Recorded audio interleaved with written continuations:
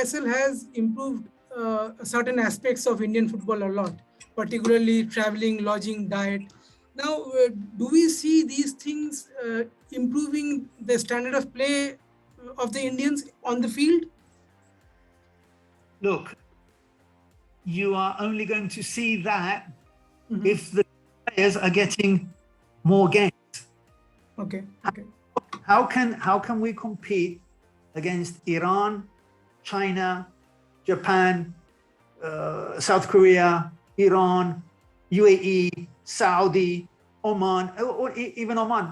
They have, most teams in AFC have 14, 16, 18, and some of them have 20 league teams.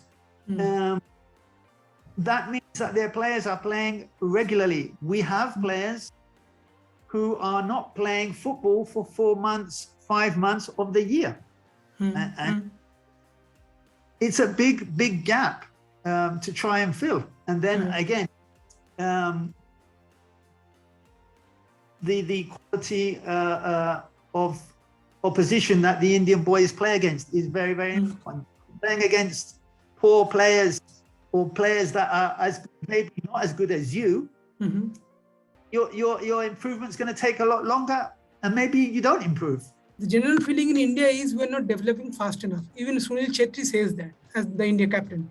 So what is the way forward for you, according to India, to develop faster as a footballing nation and improve as a national team?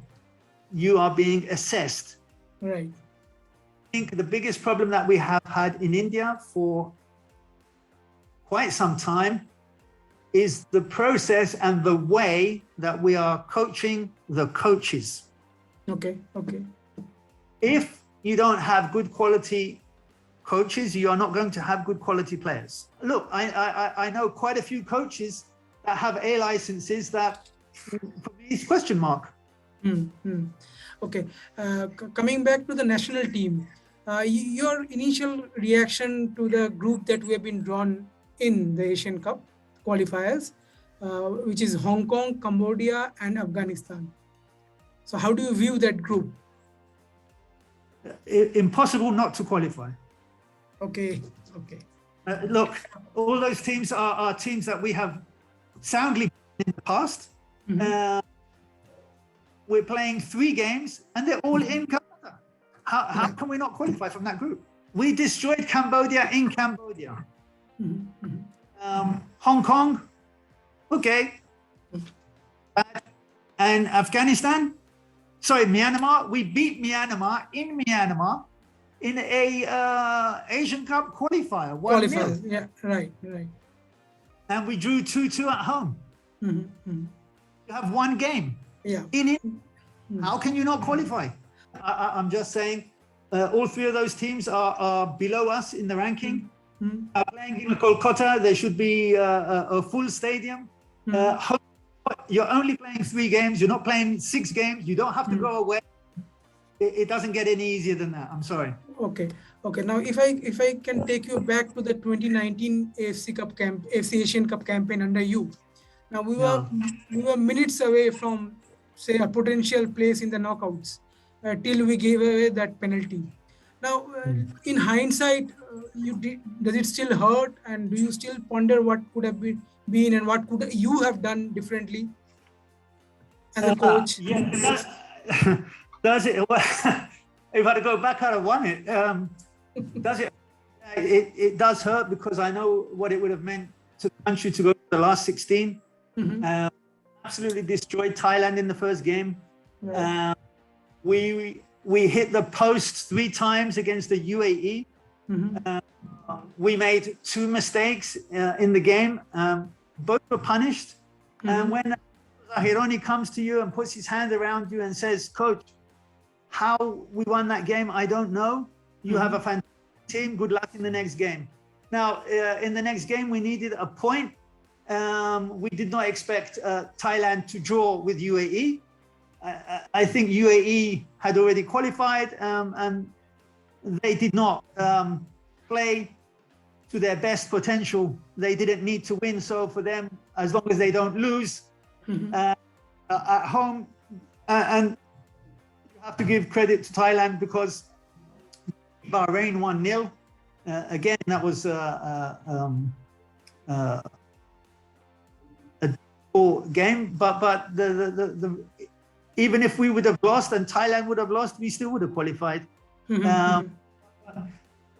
Some people say in the game we didn't play the fast attacking football that we played in against Thailand. No, we didn't. I think there were a lot of players a little nervous. Don't forget, we were the second youngest team in the Asian Cup. The youngest being Vietnam. And so we didn't have, shall we say, massive experience in the team, but we played our hearts out. You cannot legislate for a 93rd minute penalty. In your two stints, you must have heard that we are aiming to qualify for World Cups now, which is which remains a long way away. But what is the initial or the realistic target that Indian national team should have in the next 5-6 years or 7 years? Look, when I first came, I remember Mr. Patel and Mr. Das, World Cup, and I said, sir, please, what have we done from 0 to now, 2019, to qualify for the World Cup? Right. At the moment, our league is like this and like this. We're not sure. Our players, our best Indian players, are playing less than. Okay, so what we need to do is to win the SAFF consistently, which we were not doing in 2015. Okay, and if you remember, okay, I went to the second SAFF with an under-23 team. Right. In Bangladesh, I believe. In Bangladesh. Why did I do that? Because you needed players for the senior team. Okay, and do you know, Samir, there's 14 of the 23 players that we took to the Cup were from the under-23s. 14. Okay, so bear with me. So we need to win the SAFF on a regular basis. Okay, done that. We need to qualify for the Asian Cup. We did it in 2019 the hard way. Do it now, the easy way. Okay, of course you still need to beat those teams. And we need to consistently go to the Asian Cup 2, 3, 4, 5 teams where it's not are we going to qualify, it's when are we going to qualify, not are going to qualify, when. So when that happens, players who are going, they will have this experience. When you go and play at the Asian Cup, it's unbelievable atmosphere, pressure, everything. And from there, you will start to get players. But again, if those players are playing 20 games in a season or 30 games in a season, and they don't have good competition week in, week out, yeah, maybe we will qualify for the Asian Cup on a regular basis, but we're not going past the Asian Cup. Okay. And we don't have any players outside. Now, the one information I would like to give you is the Indian government has reduced the yearly allocations for football to only ₹5 crore for 5 crore for 2022-2023. And this is a new development. It has been broken just a couple of days before. So with 5 crore, what can you expect? And with the Asian Cup qualifiers and the Women's Under-17 World Cup in India happening later this year. So. Look, I know qualifying, hosting the World Cup is a big deal for India, but not when your teams lose 3 games and a goal. Okay. I have read this, and again, I would go back to, if we want to get best of the population from a football perspective, we need to do a better job with our Indian coaches, do a better job at the age groups. So under 17, under 16, under 15, we also make sure they are of the correct age, because we have a problem. But if we don't change our approach to academies, not allowed. You must register with, example, the AIFF, and then AIFF must have criteria. To have an academy in Goa, you need this. We want to see what you are teaching the players. So where is your curriculum? Where is your strategy? Where is your planning? Because, as you said, we have private identities. They bring coaches from overseas. Half of them are not qualified. Okay, for a fact, because I know one academy who had a coach who was not even a B licensed coach, and he was coaching an academy in India. And I'm like, because he was a European, really? These are mistakes. And we have the quality in the country, both the coaches and the players, but if they don't have information, how will they reach their potential? Not. And so we will have an upset government who, back in 2002, they said, you cannot go to the Asian Cup. I'm like, what are you talking about? We just won the LG Cup. No. And last minute, they allow us to go, and we went to Busan, and we did quite well. And if I think it was Lebanon didn't concede 7 to, who was it? Syria or something like that, it was 7-0. We won to the last 16 there as well. You said that you are interested in coaching in India.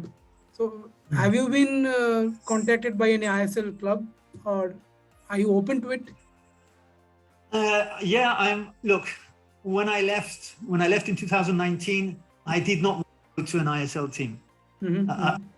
Go home and spend time with the family, which is the reason that I left. Now there's been a gap. And would I come back to India, to the ISL? Yes, I think I offer quite a bit. My experience, I know the Indian players. I know Indian players want to play for me. And of course, bringing foreign players with me is not a problem. But I don't want to come and just say, okay, I'm coaching in the ISL. I don't care. I have a career. I am ambitious. I want to win the ISL. I want to go to the AFC Cup. All those things that you have. So, am I open? And if the right club comes and they have the, shall we say, the vision, something to be successful, then yeah, why not? And have you followed Mumbai City's AFC Champions League matches? They finished with 7 points. The head of sports science there is Danny Deegan, who was with me for the national team. So yes, and the coach Des, who I know is English, was the first Indian team to win a Champions League game. Now, how is that for motivation for everybody else? And ATK have qualified for the group stages in the AFC. Mon has done, They'll play in Kolkata next month. And so this is brilliant. But now we've got to go there and kick ass. And we're not going to kick ass if we are not getting enough games for our Indian players. I think it's very, very important now, the next couple of years, that the Indian football scene changes, where we become a place to continue your career, as opposed a place to end your career. And I think, like I said, ISL has done a lot of good things. The I-League, there's a lot of good players there. Maybe they're not getting the publicity that the ISL does, and all the best Indian players want to play in the ISL. Let me guess why. Better facilities, more money, bigger crowds, TV, sponsorship. Okay, this is football. It's a business. And I hope that that in the future that I can also contribute to Indian football. It has given me 7 years of fantastic moments. I spoke a couple of days ago with Ian Vijayan on his birthday. I still can't believe he's playing. So yeah, I have a lot of good friends in India. So yeah, open to come back if wanted.